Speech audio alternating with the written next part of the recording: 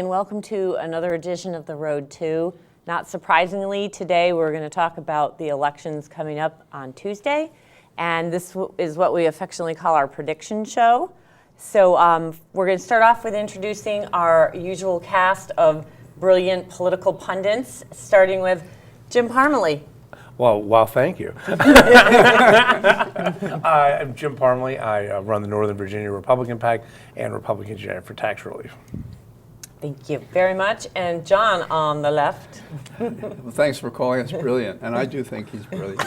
We're all brilliant. Well, I'm a recovering federal prosecutor who also worked on the Hill, and I represent the abused and misunderstood in civil and criminal cases, but I also write what some consider edgy editorials and what I call happy stories about profiles of people accomplishing things. And I'm looking forward to discussing this election that demonstrates how the Republicans decided, instead of reforming their policies, to just lie about them. Okay, I'm sure we'll get more into that in a few minutes. I'm sure. And another regular that we have here on the semi-right or right, depending on the issue, I think, Mike Lane. Patty, thank you for having me back. Since you've identified us as brilliant, I'm going to confess, since this is the prediction show, I'm going to look slightly less brilliant after they're analyzed in the things. However, You can never really predict. our regular viewers will remember that I'm our token inside the Beltway guy. I live in Alexandria. I cut my political teeth in Arlington, where I ran for local office and was the only Republican elected in the last 43 years in Arlington County. And now I try and get Republicans elected to public office. Okay, thanks, Mike. And last but not least, definitely not least, my friend Phyllis Randall from near me in Loudoun County. Oh, thank you for having me. I always start off with what's most important to me, and that's that I'm a mother of two wonderful boys. I am a political advocate or community advocate in my county. I am the vice chair of the Virginia Fair Housing Board. I was appointed actually under Tim Kaine and then retained under Governor Bob McDonnell. It's been a wonderful appointment. So thanks for having me. Good. Yep, sure.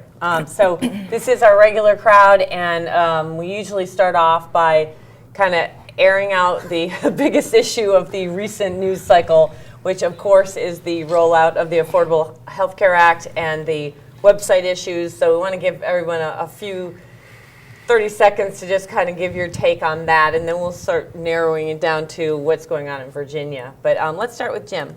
Well, I'm not sure what I can say about it, since no one seems to be able to log on to the actual website.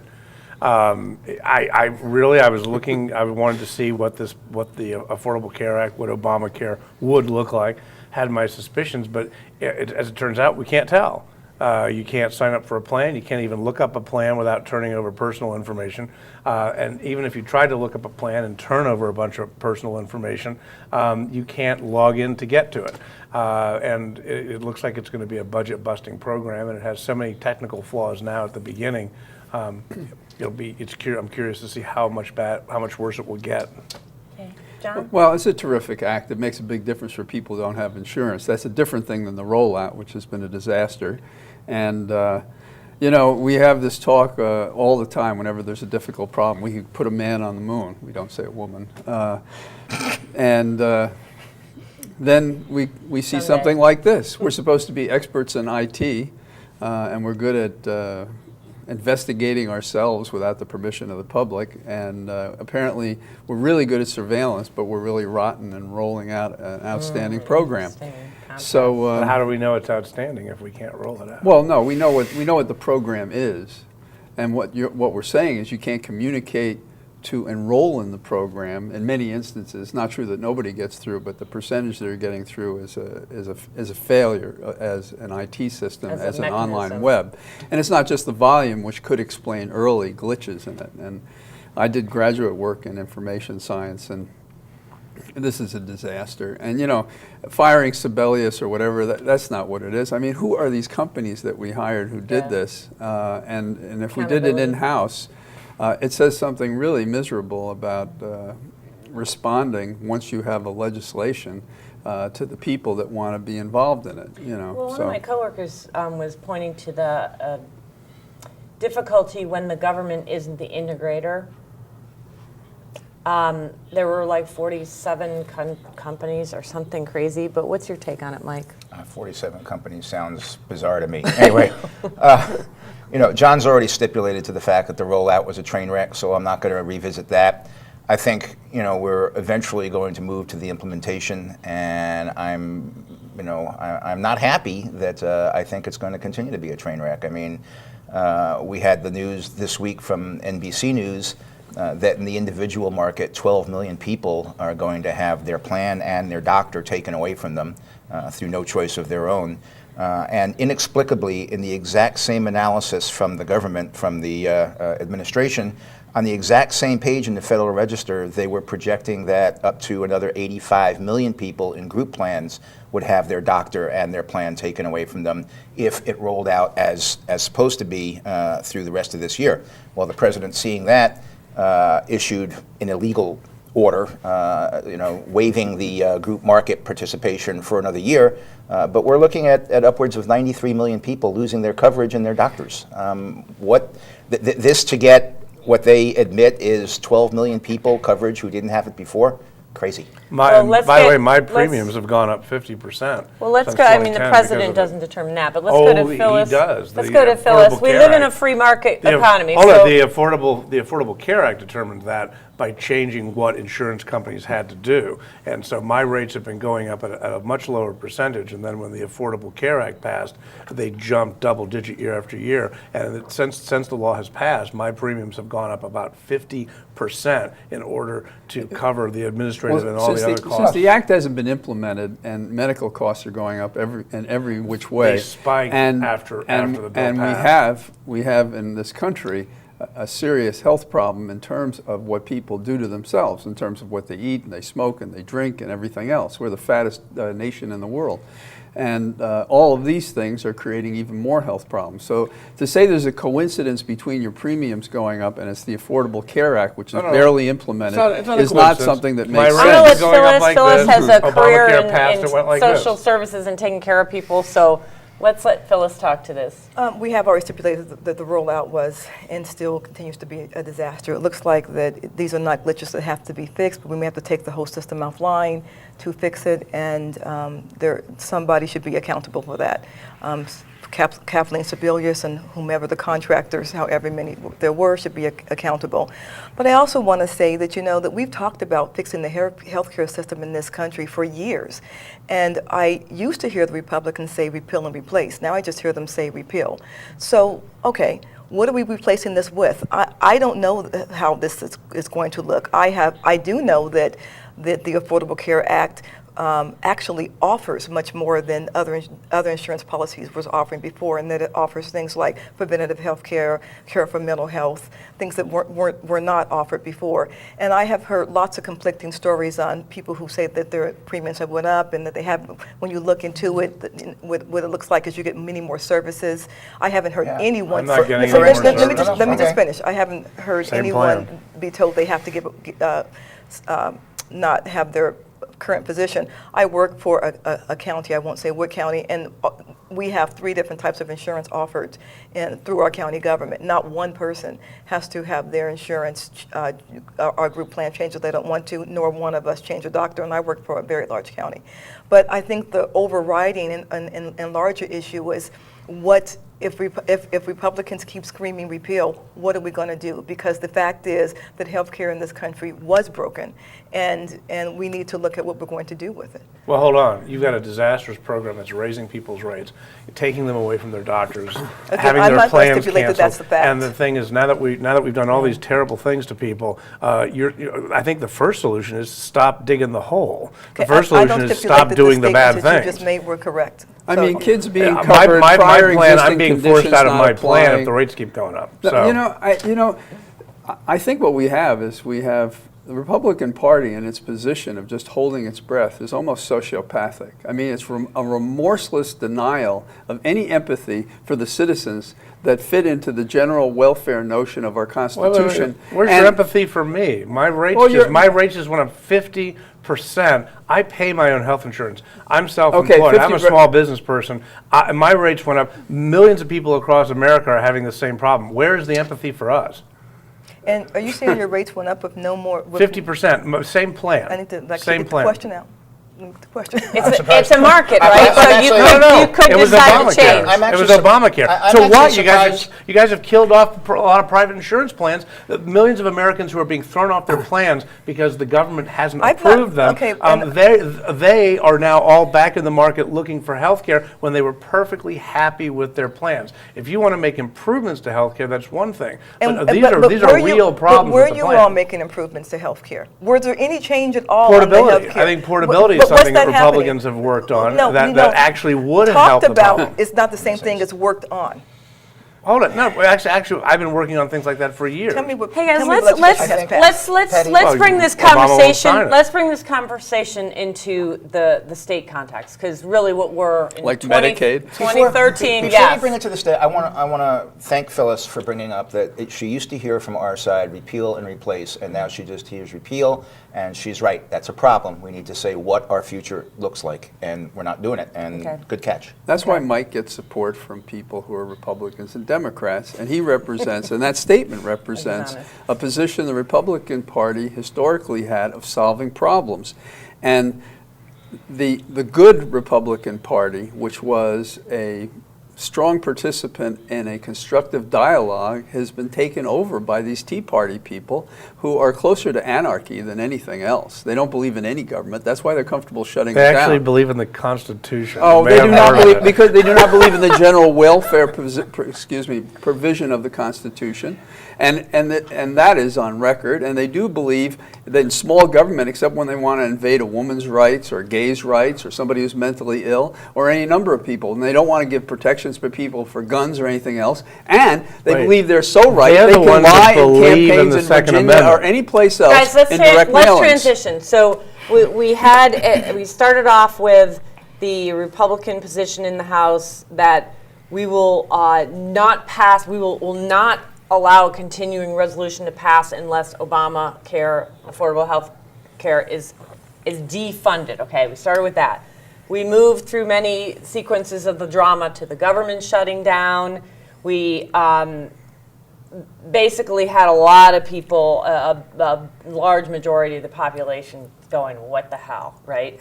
Okay, so we all know the dynamics within the Republican Party are very tumultuous right now.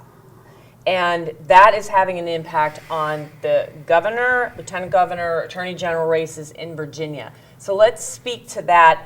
And I'd like to hear your thoughts about the connection between what's going on at the federal level and how it's impacting the Republican brand and the state races. Go ahead, Jim. Well, the idea that the shutdown itself hurt Republicans, it may vary from state to state, but in Virginia, Ken Cuccinelli's polls were actually going up during the shutdown because, but midway through the shutdown, he lost, or a number of his Tea Party supporters were very upset that he sort of He criticized Ted Cruz and said, he let's get it back together. Right, he criticized Ted Cruz and so on, and so he lost a lot of volunteers and a lot of donations over it. So it was that part was a negative. But having said all that, he still is within a few points of McAuliffe. So the shutdown from the gubernatorial perspective was probably a wash. Well, he may, this is the thing about judge me by what I say when I'm not running for office. And he had made expressions of comfort with government shutting down in the past in the Commonwealth of Virginia.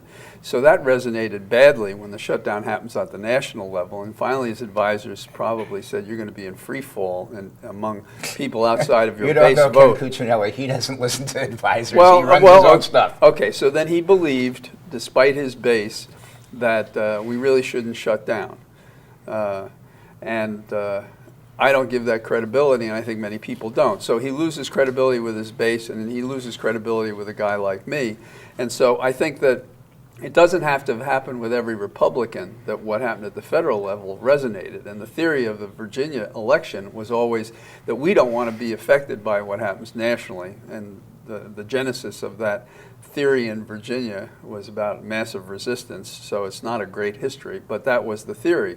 Well, this year, it has mattered. And for right or wrong, the shutdown headed by the Tea Party, of which Cuccinelli is rightly perceived to be a member, given how he spent his time, and money, and effort, and the people he's brought into the state, Cruz and others, all suggest he's one of them. So are you going to believe your lying eyes or what I tell you? And that's basically the position he's put himself in. And But most of us don't believe him. Let me poll go to numbers Phyllis, because we're going to right. go. We're going to do predictions for the governor, lieutenant governor, attorney general. But let's get. You know, the correlation between federal and state is that the Republican Party has moved to the right on all levels. What happens is you have what we would call a mainstream Republican, and they get primary from their right, and then you get candidates like Sharon Angle and Christine O'Donnell. And how that looked in Virginia was you actually had a convention instead of a primary, and the convention is a closed process where you stay there for hours, and only the base of the base comes out to a convention, which is why we received the ticket of Ken Cuccinelli and E.W. Jackson and Mark Obenshane versus a ticket of, say, Bill Bowling and Pete Snyder, or something like that. So the fact that federally and statewide the Republican Party has moved to the right has caused this friction and this fissure in the Republican Party, and that is at almost all levels right now. Obviously, what happens in D.C. affects Virginia because so many of our jobs and so much of our livelihood is tied to the federal government and federal contractors, and so. Mr. Cuccinelli actually, directly after the shutdown, his poll numbers did drop significantly. They started to, and believe me, you have no idea. CNU poll You showed have it go no up. idea how wonky I am when it comes to looking at crosstabs and polls. His numbers started to rise well after the shutdown, when the focus then changed to the fact that He was down. No, he was wasn't. down 7 before. I'm sorry. He's down 4 now. You know what, Kara, Well, there's a lot of He's not different down. polls. He's but- not yeah, down there's, for there's, the there's, CNU there's one, which you're 137 talking different about. polls Yeah, out go there. ahead. I He's think the down salient 7. thing is that, look, the Obamacare rollout or non-rollout, as the case Lack may of be, rollout. lack of rolling, clunk out, started on November 1, and it was not October 1. October 1, excuse me, October 1. It was not even given the light of day in the mainstream press until the 17th of October, when the government went back. If Right, we had that's not true. been through the whole shutdown process and the press had spent 33 days focusing on this instead of just the last 2 weeks, we could be in an entirely different I environment agree now, with but that. we're not. I agree with that statement. I agree. Does with that mean the Tea Party shot itself in the foot? I don't, I don't even know what the Tea Party is, to be honest with you. It's just sort of, this name that this guy on CNBC gave it when he had a rant one day. It's Christine O'Donnell and Well, it's- McCain calls them it's- wacky. What do you no. call them? Wacky I would birds? say, Wacko I would say, Wacko I you would know, call them. Phyllis- I would Phyllis call them noted- conservative constitutionalists. A couple of people have noted that there's some divergence in our party. There's not a significant divergence in terms of what our goals and objectives are. There is a significant divergence in the tactics that we will pursue to get them. And I personally think the shutdown was the wrong tactic. Okay, well, let's talk about that later, but the main thing I'd like to do before our break is get your predictions about, and put the spread in there, and I'm going to write it down. That's it. Well, Jim. the school teacher Just aspect Jim. of this just Just got gonna out try to of log We're going into to the do governor. Obamacare website. We're going to We'll do lose the governor all information. around, lieutenant governor all around. Okay, so Jim, governor Cuccinelli by 1. by 1. Okay. John. McAuliffe by 9. Okay. Mike. This is the only one I'm going to comment on. I think, a year ago, I want credit for predictions. Go- A year ago, go I for the sat in this prediction. seat. A year ago, I sat in the party. seat and I said that, this is Terry McAuliffe is probably the only Democrat that Ken Cuccinelli can beat, and Ken Cuccinelli is probably the only Republican that Terry McAuliffe could beat. I think the last year has proved me right on this. It's really sad when the Richmond Times-Dispatch, the Lynchburg News-Observer, and the Roanoke Times all run rather scathing editorials, not mild, but scathing editorials saying they're not endorsing anybody. They're so distressed with their choices this year. McAuliffe by 3. Okay. Phyllis. Sarvis will get 5, McAuliffe will get 50%, Cuccinelli will get 45%, turnout would be 40.5. Wow, you are a Whoa. She's going for Mike's title is for sounds- wonkiness that sounds- and predictions, I That think. sounds very. I think you might. Sensible. Those Okay. are all good picks. How many Let's write-ins? let's have Ralph Northam versus E.W. Jackson. I think most voters that pay attention at all understand E.W. Jackson's quite dramatically. Now, you're supposed to be moderating today. No, I'm pretty factual. I think that's a pretty Okay, effective. what do we think about He- Ralph Northam? He's 'Cause I doing met about him as well. once. He's doing about as well in the polls as Ken is. Ken is. me- I'm going to Jackson by 1. I- Okay, Mike. I said I was only going to explain the last one. I'm going to explain this one too. The voters who are intelligent understand that the things you say in your role as a pastor from the pulpit are different from the things that you say on the campaign trail. That notwithstanding, Bishop Jackson has not been able to raise the money to get his message out. It's going to be Northam by about 7. Okay. That's really funny. John. The doppelganger theory of Jackson, he's two people. He's the twin. You know, Norman Mailer would celebrate that, but in a candidate, I don't think that's good. So I think shoot from the lip, Jackson goes down by 8. Okay, Phyllis. 56-44 Northam, and I have to say that one thing that's actually happened to Jackson, besides all of his ridiculous remarks that he's made for years, is that the RPV left him. The Republican Party of Virginia did not support Jackson, so you can't expect anybody else to what support did they him. not support him with? They have been running from him. I mean, they have been At the beginning of the apologizing for campaign, him. Ken They was have not been in- apologizing for him from the very beginning. The arguably the strongest candidate of the 3 statewide candidates is trying very hard not to be seen in the same area as Jackson. Ken originally wasn't doing a lot of joint events with him, but later in the campaign he has been, and RPV's been helping out. No, RPV's been saying stuff. They Hard haven't to given him walk any a tightrope money. like that. Attorney General. Obenshain by 2. Mark Herring, our Loudon boy, and Mark Obenshain, both O- state Obensh- senators. Obenshain by 2. Okay, so Jim says Obenshain by 2. Okay. As we get older, we like to be called boy. I think Mark would like that. Did I say one? Yeah. No, well, you know, you said colloquial, our boy, our guy, yeah. right? Well, he's just a very great guy. I think he Okay. gave up 4 votes in the primary in the whole county of Loudoun, which says something about his service, his positive service to the county and the community and the state. And I think he fits the Virginia model of the gentleman who serves his community and manages to work with the other party. I think at the top of the ticket could carry him up by 4. I think it's a close race. It shouldn't be because of his qualities. But he's not a really out there loud person. He's The very- bigger he's the a margin quiet at warrior. the bigger the margin at the top, if there is a big margin at the top for the Democratic candidate, will help him. Okay. Usually does. It's a drop off. Phyllis? When I went back and looked at the polls and went back and looked at the crosstabs, when Mark Warner and Tim Kaine won, Bob McDonald won for as the Attorney General, this is going to be the tightest race of all. There will be a drop-off. Mark Herring will win, and his win will be somewhere between 0.5 and 1. Okay. So 0.5 to 1 for Herring. Okay. Mike? Of the 6 major candidates for governor, lieutenant governor, and attorney general, Mark Obenshain is the only one who has run a positive campaign. The other 5 have all run fairly strident negative campaigns. I think the voters are responding to that. That's why Obenshain is a little separate from the Republican pack. Obenshain by 3. By 3? That's bigger than Jim's margin.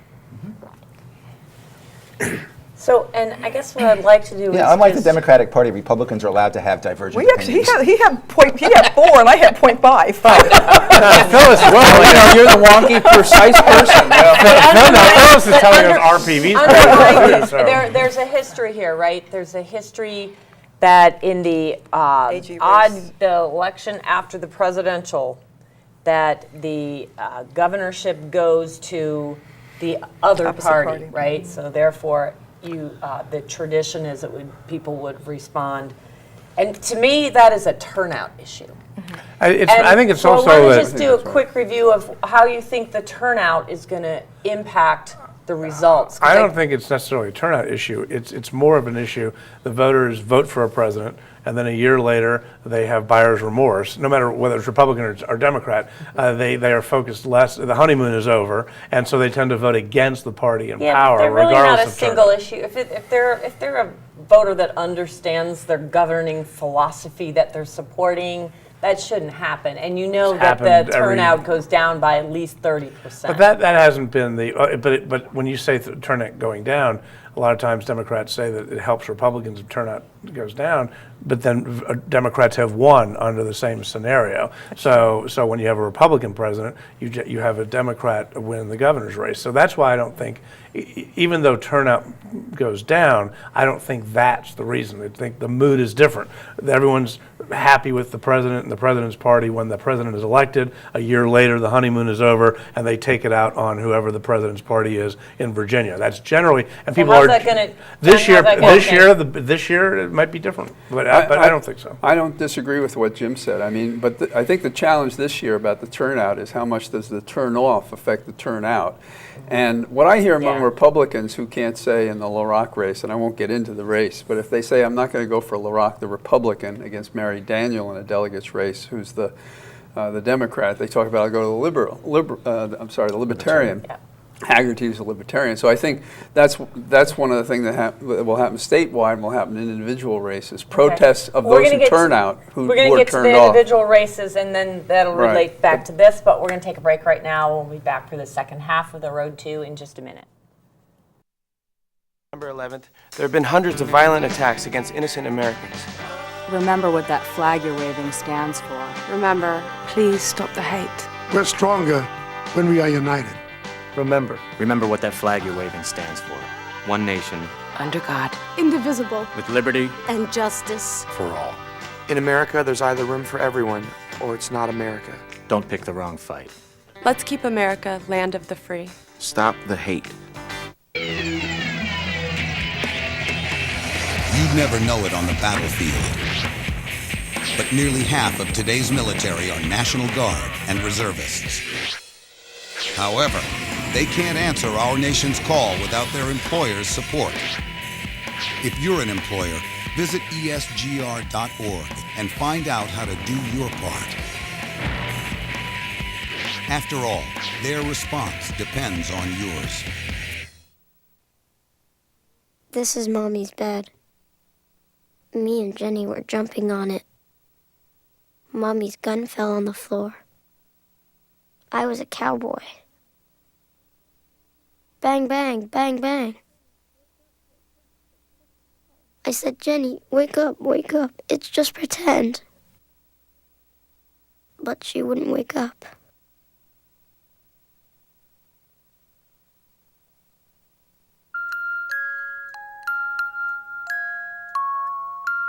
I am sick of this. I'm sick of dealing with you. I'm sick of. I work 6 days a week. Who do you think you Stand up are? straight. Don't you ever talk back to me again! You just shut up! What are you crying about? What a child learns about violence, a child learns for life. Teach carefully. We can show you how. Act Against Violence. Call 877-ACT-WISE for a free brochure. Sweetheart, smoke outside now. You promised. Okay, hon. Sweetheart, smoke outside now. You promised. What kind of man are you? I'm a father. Look here, my father was a father, and he smoked his brains out in the house. Watch as he blows those smoke rings on my little red face. You probably have asthma. Asthma? Schmasma. I'm telling you, nothing's gonna happen to your kids. Don't swear when you're lying. You know very well that thousands of kids get bronchitis, ear infections, and even pneumonia from their parents' cigarette smoke. And didn't you promise your little angels you'd smoke outside? Hey, Daddy. Those little devils are just so sweet. Do the right thing. Please, smoke outside. Until you can stop, go out for your kids. Take the pledge. Call 1-800-513-1157. As time flows on, there are places we return to again and again. Precious places. timeless places. Places that with your help can endure forever. I'm Paul Newman. Help the Nature Conservancy save the last great places around the world. So we're picking up where we left off before the break with looking at the 2013 Virginia election and some of the heated races going on around the state. We have the full House of Delegates in play. And what we wanted to do is talk about those races.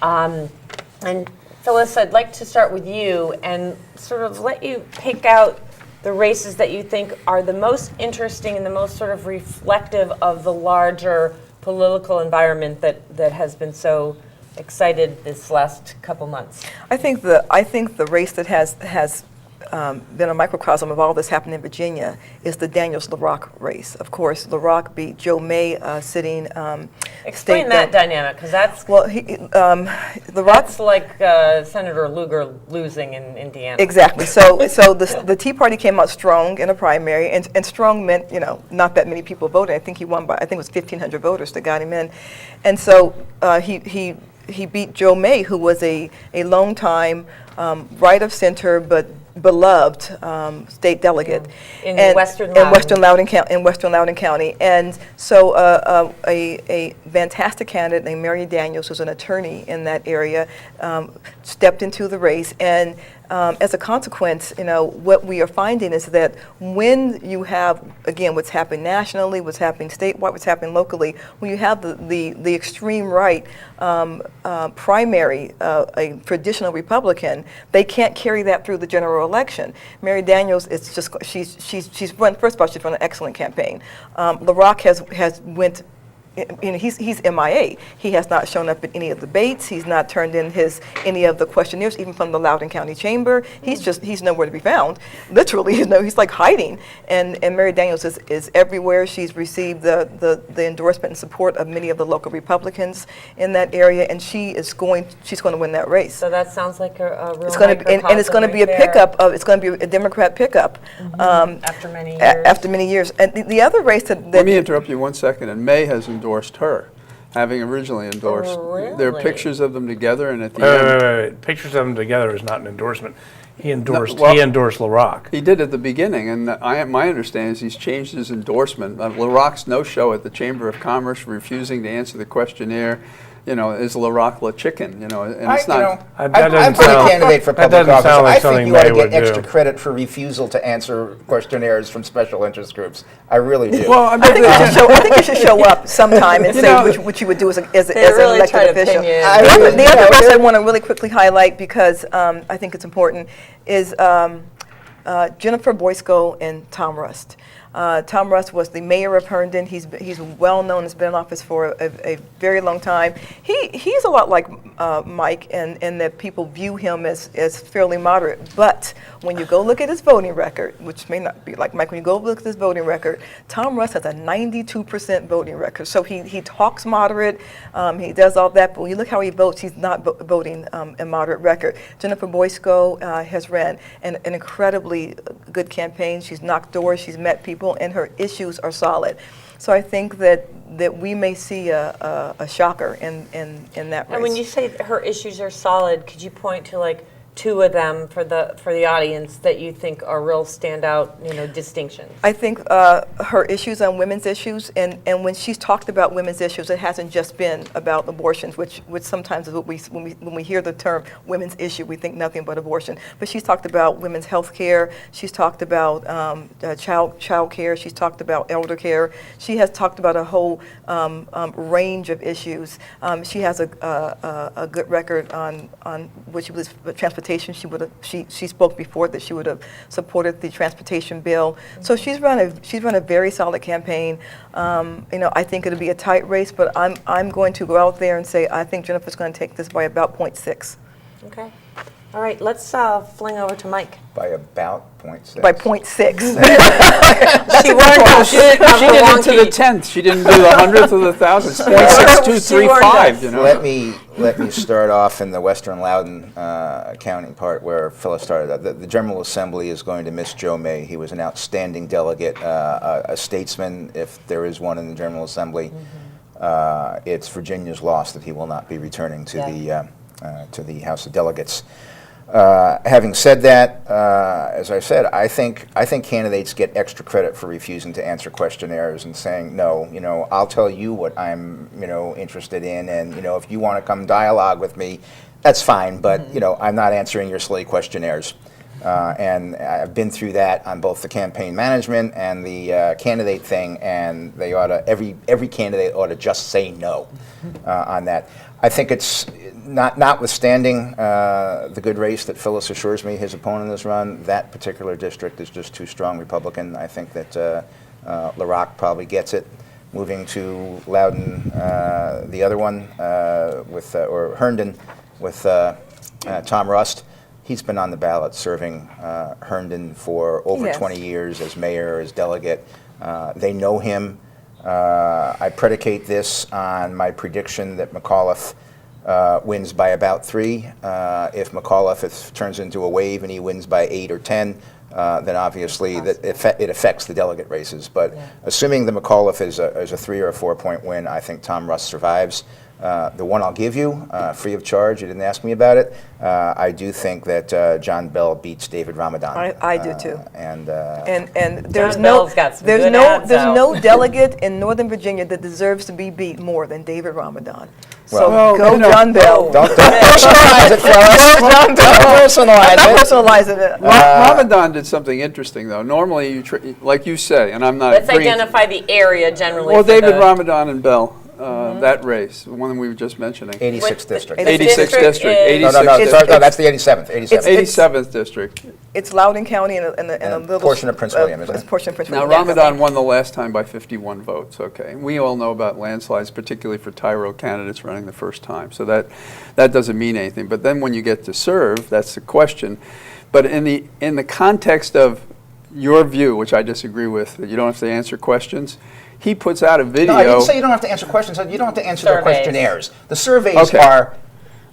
But you have to talk, you have to get out there at some point. And Okay, give a- turning down the Rock has Chamber of been gone. Commerce, though, I mean, come on. I mean, everybody answers these questions, and if you make it accessible, and I mean, if you're going to make statements that are controversial, I believe which your is the your candidate for governor, your entire ticket refused to answer the NRA questionnaire. So I actually don't know about it. I would have answered the NRA questionnaire. But they haven't hit the entire election.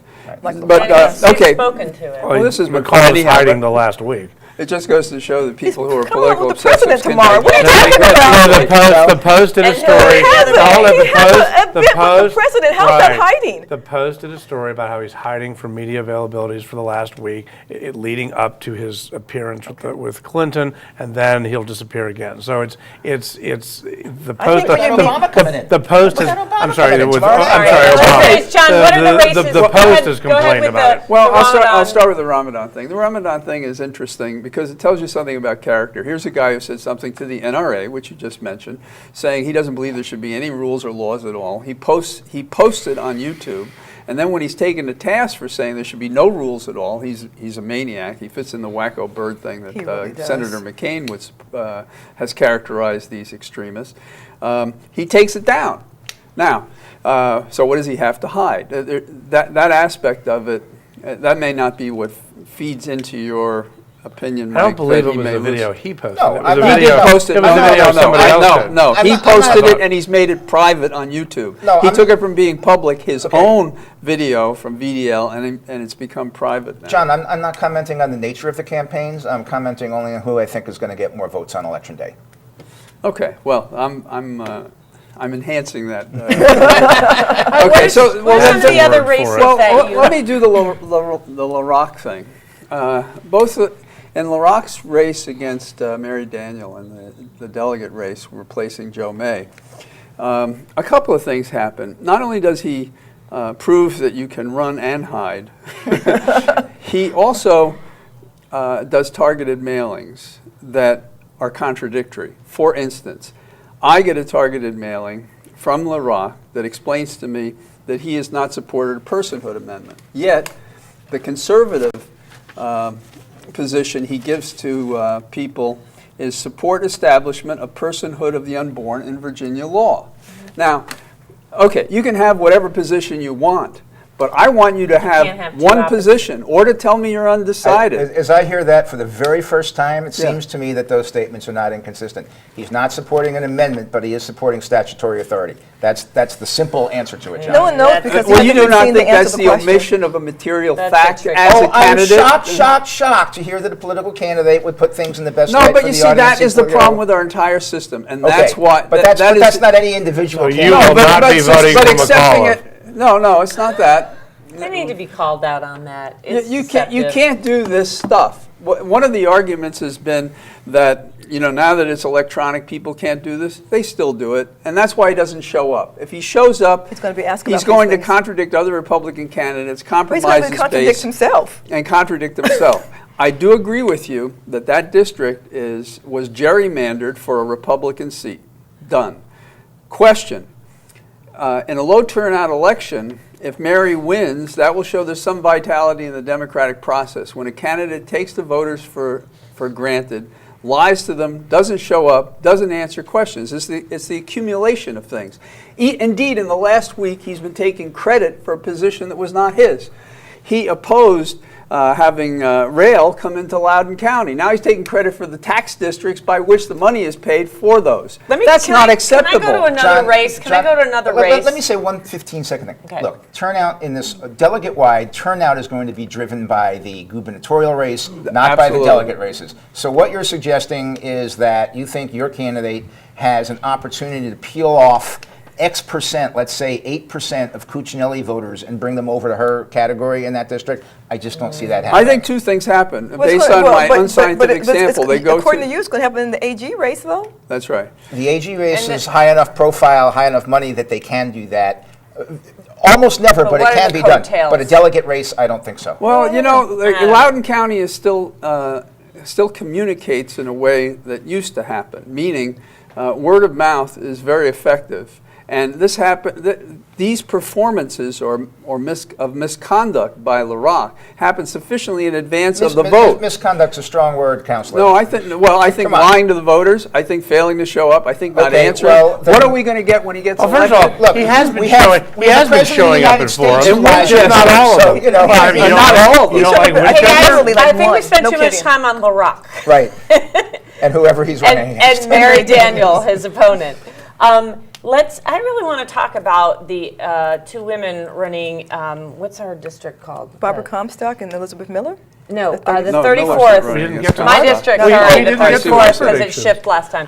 Kathleen Murphy, the Democrat, running against incumbent Barbara Comstock. There have been a lot of TV ads, some of them kind of nasty, some of them kind of like, really, what's behind that? So, but it does appear that Barbara Comstock's voting record is very consistent with the right wing of, the Tea Party or the very conservative wing of the House of Delegates. But what do you?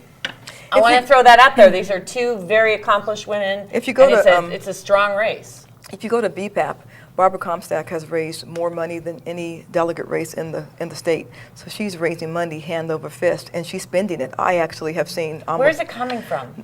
Actually, Barbara Comstock was one of the main points for the Romney campaign when he ran. So she has actually money that comes outside the. She has a Rolodex. She has she Yeah. does. She works for Frank Wolf, right? She was also a fundraiser for the She Republican does. National Committee. So she has a before, Rolodex, exactly. So Having said that, with the money that she raised, you think she'd be running away with this race, and she's not. In fact, on the last poll, they were within the margin of error, but Murphy was 2 points ahead. Yeah. 2 points ahead. So, when you spend that kind of money, you think you're going to get some bang for it, and it Well, doesn't look like it's she the voting is right record now. that counts, right? And I've been getting, No. it's the voting record that should count. Only for us. Right, but I've been getting different flyers that Barbara Comstock's really supportive of public education. Then I've been getting flyers that She's say quite she's voted frankly against not everything really that would have supportive of promoted. public education. So is there, is this just one of these? She said, she said Well, races? how do or, civilians like, how figure it out? How are they distinct from each other? Barbara Comstock is somebody who represents her district, who's been doing a great job at it. She's a very accomplished delegate, and it is a narrowly, the district was drawn very, 50-50, but she's really worked hard in that district. And chock is full of represented. federal government workers. So my real question behind this that I'm trying to evoke from you guys is connection to, is there going to be some fallout for her? That she From the government shutdown, you mean? Yeah. No, I think the fallout's not from the government shutdown. I think the fallout is from, look, it's really interesting. Tip O'Neill's right. All politics is local, and we look at these things from 500 feet in the air, and we think, well, Comstock should win. But then you go to the PTA meetings or the corner where people are putting their kids on the bus, and they know what delegate voted against their school receiving funding. You think they do? Well, you know what? If I'm there, they do because I'm telling them all. Yeah. So I think there's a reason that I think they were going. I think that they might be doing that too. Like, will this lady stop talking to us? But I think there's a reason Kathleen Murphy is winning in the polls, albeit by 2%. The fact that she's winning against Barbara Comstock, as well known as she is and as well funded as she is, speaks to the fact that maybe she's not representing her district very well, her constituency very well, because she's losing. Well, she doesn't seem to. I think, like a lot of Republicans, trying to come across as moderates. If you look at their voting record, it appears that they may think of themselves as moderates, but they're. I don't think she's even trying to come off as a moderate, to be quite honest. How could you not in McLean? I don't think she is. Well, let me ask you this: how did she win before? She's an incumbent delegate. She's she won did. the district. It was the way. She's a very strong incumbent. She ran against Margie Vandy Hyde, but it was the way. People like it, and it was you're the looking way. at It was 2009. We lost David Poisson. We lost Margie Vandy Hyde. We lost incredible good Democrats because we had a huge wave election. This is not going to be a huge wave election. Well, if it's not going to be a huge wave election, On then either- I suspect Barbara will be just fine. Okay, well that's what. Well, Mike, don't you think if the spread is big on the governor's race that she's imperiled, right? Two things that make this race unique. Number one, yes, if the spread on the governor's race is wide, then I believe. What's wide to you? What's wide? Well, I said 3 to 4 points, and I'm saying if it's double that, if it's 7 to 8 or 9 points, then that's wide. I think there are a lot of delegate races that'll fall the other way. That means a lot of Democrats showed up. But this is also, because I just spent the last race telling you that, you can't get your message out separately in a delegate race, this is one of those ones where they both have enough money that they've been able to get their message out. It's one of like 3 races in the entire Commonwealth that's like that. Yeah, that's very true. With John Bell and Ramadan being one of the others, actually. Yeah, yeah, and John Bell's been on the show. However, I think a very delightful gentleman, and his advertisements are awesome. It's going to be a close race, but I think that Delegate Comstock is probably going to get reelected. A number of reasons, not the least of which is the power of incumbency. And well, that's a hot one to watch. Let's go to the Monty Johnson, Randy Minshew race in the 10th district. Which, how do I characterize that one? Is it like Brambleton? Well, actually, it's a Southern Leesburg. It is. It's exactly Southern Leesburg and part of Brambleton. Monty Johnson is just a wonderful young man. He's a friend of mine. I know both of these gentlemen actually, and he has ran. I think people have been surprised at what a great campaign he's run and how much money he's run. You know, Randy Minshew's name was kind of, I don't know, people wouldn't jump in that race, and Monty said, why not me? And you know, it's one of these times where you get somebody that doesn't know to be scared, and so they don't run scared. They run good. They run hard. Monty Johnson was the first person allowed him to come out against the Bi-County Parkway and give a narrative on why he did not want it. And I have to say, people were scared to talk about that issue because the chamber was for it. And Monty Johnson came out on that hard, and people since then, all up and down the ticket, have come out and supported Monty's issue on the Bi-County Parkway. Where does Terry McAuliffe stand on that? I still do not know, which is not. which is why I asked. Nobody knows. And I'm not gonna sit here and lie. You know, I didn't know if things had changed. No. How many years now is Randy? Is this Randy's 3rd term? No, it's his 2nd, isn't it? It's his second term. Yes, it's his second term. He was, of course, the head of the Republican Party in Loudoun before that. He's a he's an attorney for the developers, so he's well known. But Monty has done a fantastic job in this race. You guys want to chime in on that race? Randy Minshew. Yeah, Randy Minshew's going to win. Okay, how about one of our producers' picks? I wonder why. Liz Miller, who's on this show often, is running against Tag Greason, and that's the 32nd district, so that's kind of eastern Loudoun. I live in that district. That's my district. It's Lansdowne. It's Belmont Country Club. It's kind of eastern Loudoun. That's a hard race, and I'll tell you why. There's a portion of that district called Belmont Country Club, of what Tags lives in. And you literally cannot even get in there to campaign unless they tell you you can come in and campaign. It is a gated community, and it votes in huge numbers and votes for the Republican, whomever the Republican may be. And Tag now, is happens it the to live country there. club Republicans that?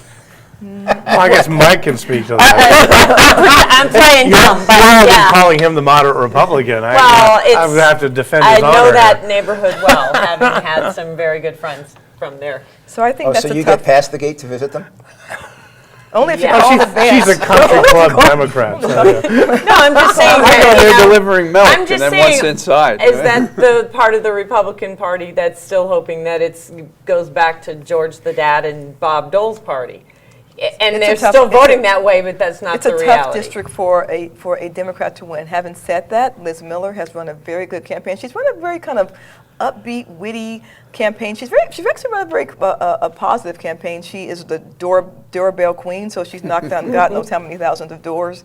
And she has, look, if there's somebody who could do it, she could, because she's given that her best effort. Yeah, the last Well, show and she Greece- said she actually enjoyed that. Yeah, Greason in the last days has done this kind of the last minute mailer stuff that misrepresents her position on issues. She's had enough time to come back and say it ain't so. And she's raised good money on that race, too. And when any candidate is attacking their opponent in a race where they're an incumbent and doing this last minute stuff, I don't know if that's a belt and suspenders move, but it's kind of risky to go negative at the end if you think you have an advantage. So he may be concerned about the top of the ticket Our producer problem. thinks this is Liz's race. Right. Liz would be a solid representative. So And she there's would- a race in Prince William. Wait, Jim. Oh, Jim and I didn't get to. oh, you want to weigh in on that one? I do. Okay. God bless Liz. She's a dear sweet girl. I look forward to her joining us on this panel again Woman, next year. woman. It's one of those bless her heart moments. Yeah. Bless her heart. Tag's gonna Bless win that her one. heart. There's a She's reason. given it all. There's a reason very few people are talking about this race, and it's because the incumbent's going to win. Tag's going to win by a good margin. Okay, 42nd is is it Deitch? Sorry, somebody correct me. I don't know. Dave Deitch. Albo. I have to Ed say Deitch. that this is not my Deitch. area. I think Deitch. Deitch. Sorry, Well, I don't sorry, know Ed. him, but bless Sorry, his Ed. heart. Yeah, too. I Because he's going to lose. Dave Albo's winning. Dave Albo's I don't even know if you're I right. don't even know him, but I can't say anything Dave about Albo's going to win that one. And anyway. you know, on this race, this is a good example of a race in which this is what most voters are like. Instead of us obsessive activists who are studying things and know the issues and stuff, for most of these people, 85% of it is knowing the That is name of so the individual, sad. which is sad, but That it's is so true. sad. I hope that is not true. And they've gone up. There have been interviews of candidates, and people come up and say, "I want to support you," and they say you're running for, and they get the position wrong. You know, so they don't know the party, they don't know the position, and if they know the name, so I don't know. That's not arguing for a mass murderer to run for office, but name recognition seems to eclipse. But Jeffrey lots- Dahmer would at least cross the name. They might say, "Hey, I know that you don't know." You know, it'd be an interesting clown poll. won in Brazil, for real. Well, what Okay. about the? So, Well, we've had some clowns win let's too. let's talk about the 50th. That's Richard Cabellos. Cabellos, sorry. Cabellos. No, Cabellos. Cabellos, double Okay, L. I got my Spanish right. He's a Democrat running against Delegate Jackson Miller, who is the House Majority Whip. This is a Prince William race. Any comments on that? This is one of our producers, Dark Horse. Well, we should have him on to talk Way about it dark because I don't horse. know enough about I it can answer myself. this in 2 words. Jackson Miller. I drive through that district because I have a reason to drive through that district also, and I gotta say I know this is one of our producers, Dark Horse Winton, and this race has has risen because Cubillos has run a good race. He's actually worked hard. He's raised decent money. He's made good points. He's run a good race. But if you look at the district, it's a hard district for a Democrat to win. So bless his heart. Two we haven't talked about. That's our theme today. He's got the bless your heart line, right? Is that You it? know, I mean, because these are districts. I mean, the incumbent's going to win there. 67th district, which is, I think, another strange district. Hung Nguyen, Democrat versus Delegate Jim LeMunyon. What's all of these, I'm told, are fairly close. Is this a close one, or? Well, he's been an impressive candidate, I think, the Democrat. I met him. And I think that's probably one of the reasons why it's close. And I have a sense that the voters know what's going on. It's not a high-financed race, is it? It's not, and he's run a very impressive race. And you know what has been impressive is not so much the money he's raised, but his grasp of the issues. At the Wow, what a concept. Marrying. Hey guys, we have a minute and a half. We have Jim LeMunyon is really on top of the issues. And I wasn't going to say he wasn't. I'm just going to say this race has been a race of actually talk. Right. All right, you guys, we have a minute and a half, so let's do quick, just a reminder to everybody that this Tuesday, November 5th, the polls open at 6 a.m. and close at 7 p.m.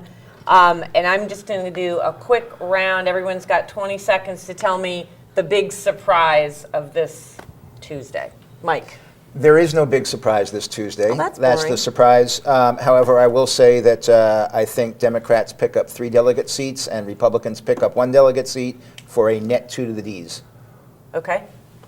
No surprise. I mean, I think it's going to be, nobody knows who's going to win the governor's race, so neither of those will be a surprise. But I think Richmond's going to look remarkably similar on Wednesday as it does today. Even after the whole furlough shutdown. Which didn't move the polls. Okay, Don? I think the surprise is that the top 3 go, which affects the delegate races, particularly the ones I know about in Loudoun County, and LaRock goes down, and we've already said that we got 20 Bell will seconds. pull, and that's the end of my. Well, that is a surprise. We haven't had a sweep in Loudoun since '81, I don't believe, and so the top 3 races will go, and that is a surprise. That is a surprise. So Yeah, the top 3 that races will go. I would be surprised. So there we go. No surprise. There we go. Thanks everyone for joining us. Do not forget to vote. Okay, this is your state government, Tuesday, November 5th. Thanks for joining us, and we'll see you next month for the show where we talk about the results and see where we're right and wrong. See you next time.